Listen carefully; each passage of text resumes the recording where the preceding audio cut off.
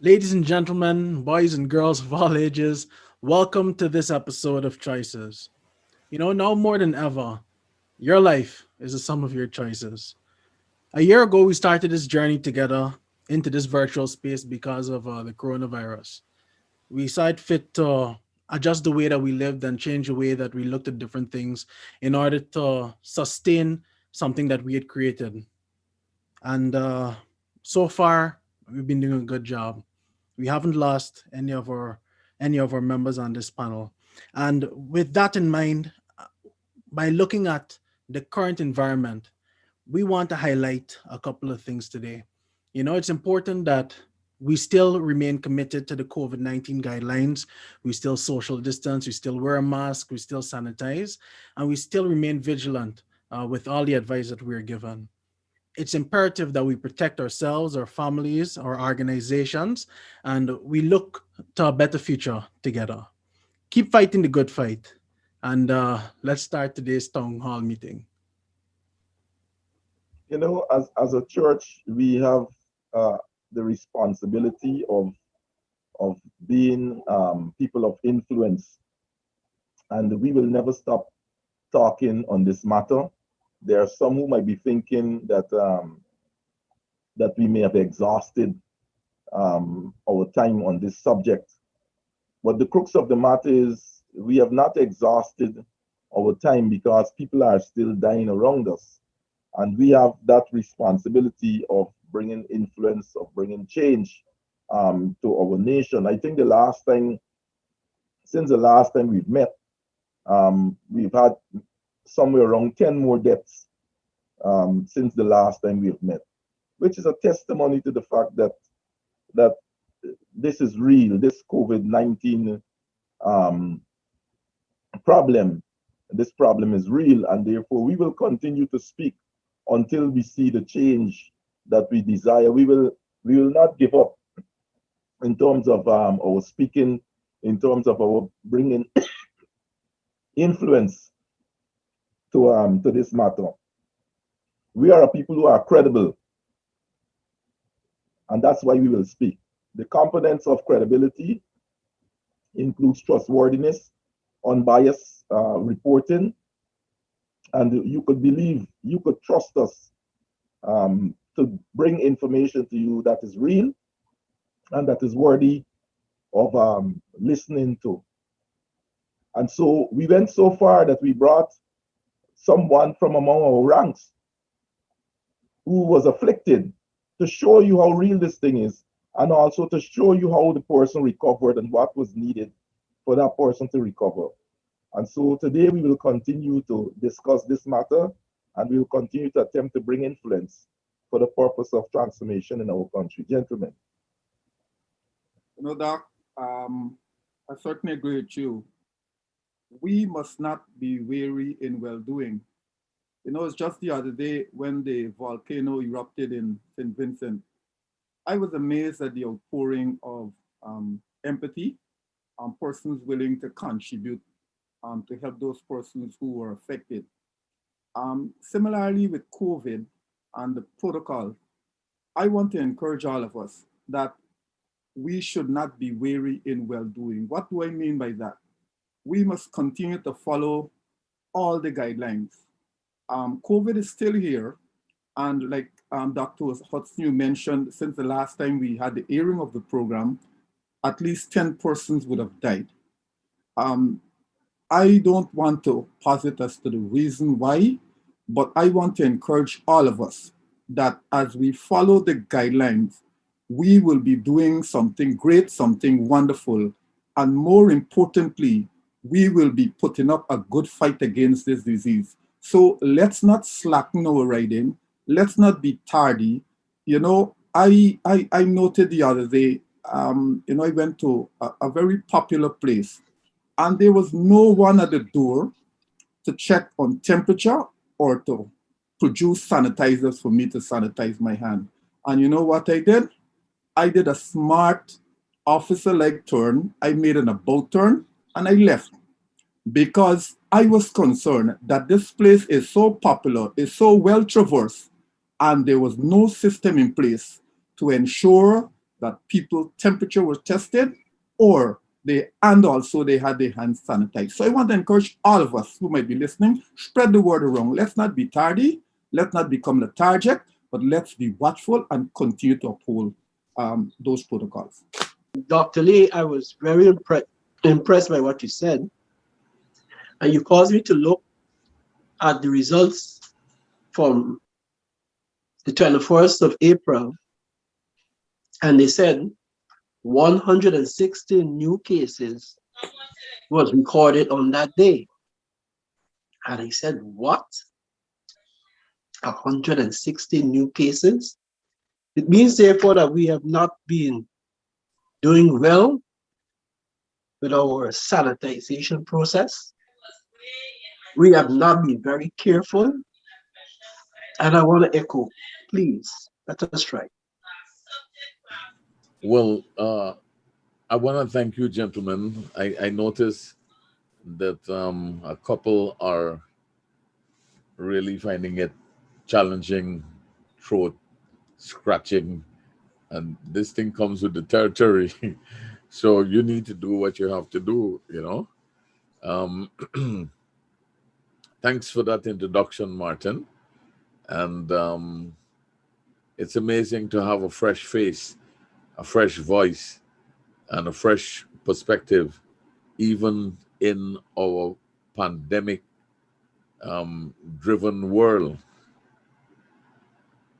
We come from a context, and I think this is what we are saying to you.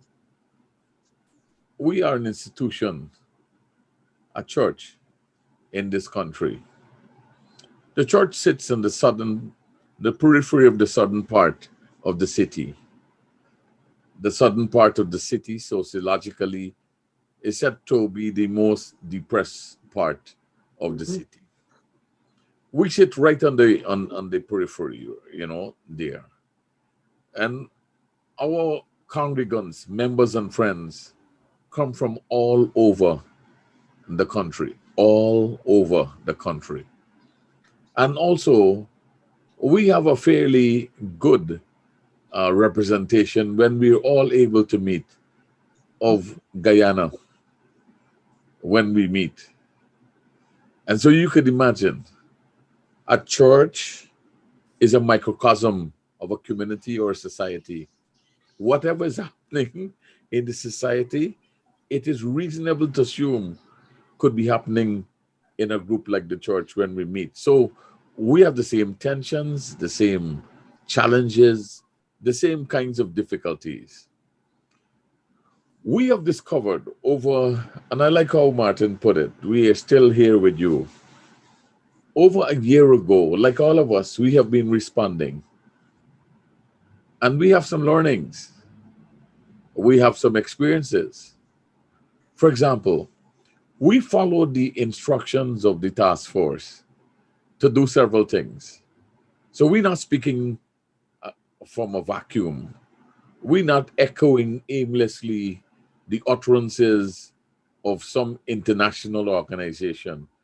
We are saying to you, to us, that we do have some challenges. We have many challenges. And I perhaps believe that one of these, the significant challenge that we have is attitudinal.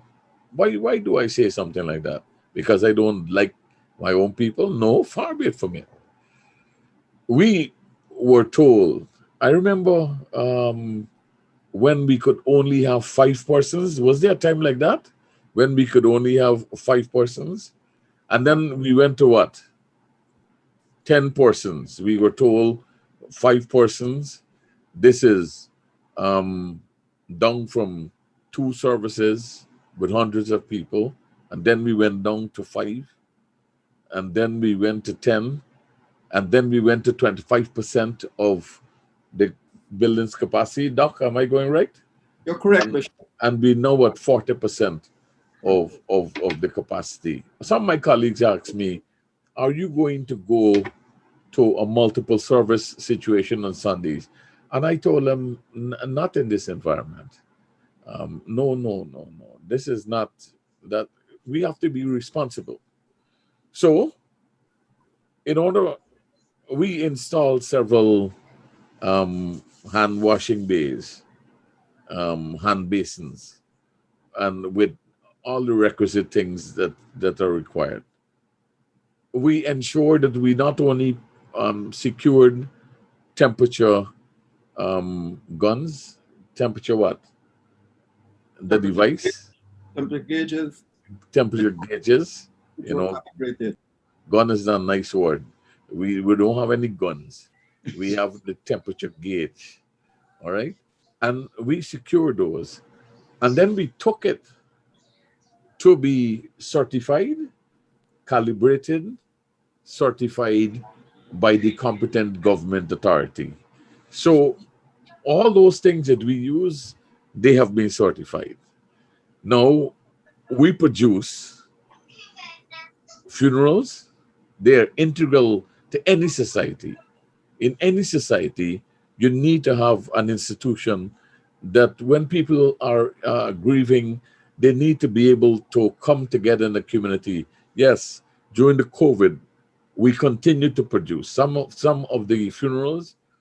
We advise families, even though in their grief, they've been coming to this church for a while, and now that they have lost a loved one, and you don't want to have people all over because you can't protect them. You could very well allow the event to become what they call a super spreading event or super spreading event. So we have brethren who would normally come and be seated in a congregation. They now have to come, and every Sunday they get there from as early as 5:30 to ensure that everything is in place for a service. So we are telling you that we encourage folks to wash hands, we encourage folks to sanitize, we encourage folks. The only way you could come in, you have to have a mask.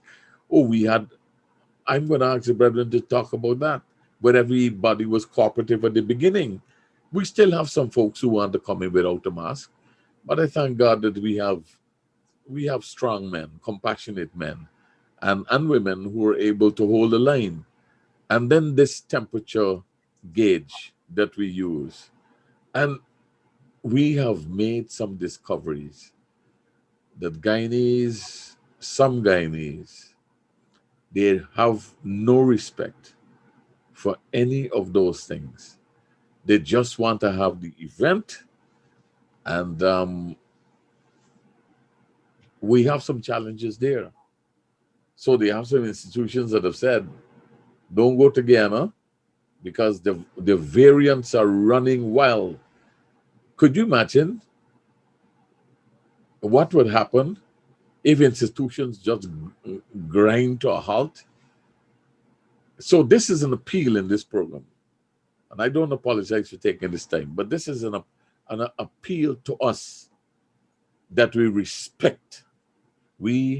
respect the institutions that we have to interact with, and we respect the curfew.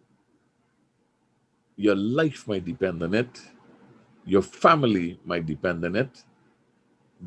Beloved members in the community, let's be careful, please. But what are some of the challenges? Dr. Lee, you want to give us one? Yes, Bishop. You mentioned attitude or attitudinal challenges that we would have encountered. There in the guideline, it is stipulated that 37.4 is the ceiling, that's Celsius. Once someone temperature is that or above, he or she should be advised to visit, well, given where we are located, visit the Georgetown Hospital. And I have found, at least on one occasion, where someone who was coming to attend a service had elevated temperature. And that person, having been advised, refused to leave immediately to visit the hospital.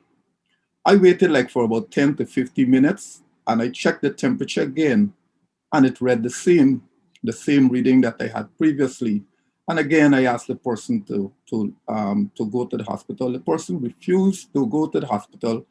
But what I did also, I denied that person entry to the sanctuary because I did not want to endanger the life of others who were in attendance. I am not saying, or I didn't say that that person had COVID, but the reading on the temperature gauge suggested to me quite clearly that that person had an elevated temperature.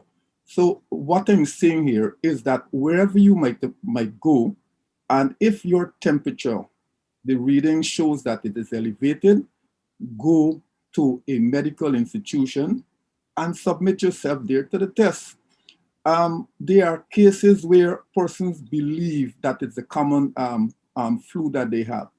And what they found to their own detriment is that they had COVID. So we shouldn't be taking chances. Once your temperature is elevated and you're tested with a well-calibrated temperature gauge, submit yourself to the medical authority. You might not be only saving your life, but the lives of your loved one, and those who you interface with so often. You know, even in thank you, Dr. Lee, even in a moment of grief, we need to watch out for each other. We need to protect each other. And that attitudinal change is so vital and necessary because we need to cooperate with the authorities. For example, again, we have had several funerals, and I recall at one of the funerals, a young man came up. We asked him, to do the necessary, and he thought that we were giving him a hard time. So he said, "Imagine me mother lie down in there, and they giving me a hard time." But he had to get it right before he actually went into the service. So I recall also a young lady, she said, "Pastor Paul, all the way from Forest Assembly." I said, "What is your address?" There's some basic protocols we have to follow. "I ain't got COVID. What's your address?" And, I had to put her aside because she was holding up the line. So what we're saying is we need to help each other. And by helping each other, by doing the right thing, we will help each other. If we go to funerals, we go to the supermarket, let us do the right thing. Let's not be weary, because it will help us to live longer. It will help us to be productive, and it will help us to eradicate this virus. So please let us adopt the right attitude and let us do the right thing every time. Pastor Paul and Dr. Lee, we started off this program a few months ago. This segment of this program entitled Agreement. And we began by asking, can two walk together unless they agree? And what the two of you are trying to tell us, what we are all trying to share with our countrymen, if I'm clear, is that we need agreement. Why do we need agreement? We spoke about attitudinal problems. We spoke about the fact of persons not wanting to obey the guidelines, respect the regulations. So once there is no agreement, Amos was sent in at that time to reconcile the North and the South. Why? Because one side, they think that they had everything. They didn't require God, didn't require to pray. They had money, they had a good life. So they think they could have done anything and everything. But Amos, God selected him to go and help these people and tell them, you need to come back. You need to be reconciled. We need to have one country. That is our message today. We need to come back. We need to come back together. We need to have unity. We need to obey the guidelines. This credible program, we're asking you, when we ask a question or when a question is asked at any forum, any building you have to enter, what is your address? Can we check your temperature? It is for everyone's benefit, the entire country, so that we can live, so that we can benefit from all of the oil money that is out there, from all of the produce that is out there that is going to come from agriculture, from every single thing that God has placed in our nation. We want to benefit from it, and we want you to benefit from it. So let's all reconcile. Let's all come together once again. Let's obey. Let's walk in agreement. Unless we agree, we cannot walk together. And we want to walk together with our countrymen so that we can have a good life. A critical part of change or the change process is communication. And I'm just following up on what you've said, Deacon Court. Communication, if we're going to have change, communication is important. How do you get the message over, even to change attitude? And I think in our context, I think the important thing is to keep talking to people. There are people who might be listening on this program here, and you've been a regular listener to what we've been saying, and you have your sphere of influence. You have where you connect with people and so on. And so it is for you to teach and to tell people the same things that you've been hearing. If you have information and you keep it to yourself, it will not be impacting. You could have all the information, but you're not sharing information. It could not be impacting. So we're suggesting, the cascading model, for example. So if I know in my community, in my space, I tell people what I know. And this approach could go right down to right down in the community, even to the people in the schoolyard, to the people in the neighborhood walking around. For example, if I'm going home and I see boys and girls moving around with, where's your mask? You have to put on your mask. There's some of them they have it, but they have it in their pockets and so on. So when you say where is the mask, they pull out the mask and suddenly put it on. So I think the whole notion of communication is very important, and those who know must constantly be on the cases of those who do not know or those who do not want to comply. So we have to be like the vanguards, like watchmen. And like I said earlier in the program, we are credible and people are listening to us and people will listen to us. So we must never stop talking. Dr. Hudson, I want to thank God for this program. I was in Berbice recently for the work of ministry, and a auntie, I would call her a big auntie, she stopped me and said, "It's true? You mean it's true? Pastor Singh used the bush tea and it still ain't healthy?" That was a shift for her, because she's of the notion that once you use bush, it gets rid of COVID. And I said to her, well, that's his testimony. And afterwards, she went on to tell me that she was moved by it. And that's what got me. She said, I was moved by what he said. The thing moved me. And I really hope that what we're saying to persons, they don't just hear it, but it moves them to wise action. It's okay to have not just one mask, but two, just in case the original one falls and stuff, so you're not left exposed. It's okay to have an extra clean mask in case, you're in an environment and somebody lapses, you can be your brother's keeper in that regard. It's okay to have your hand sanitizer on you instead of having to wait until you get to a building and have somebody spray something. You don't know exactly what it is.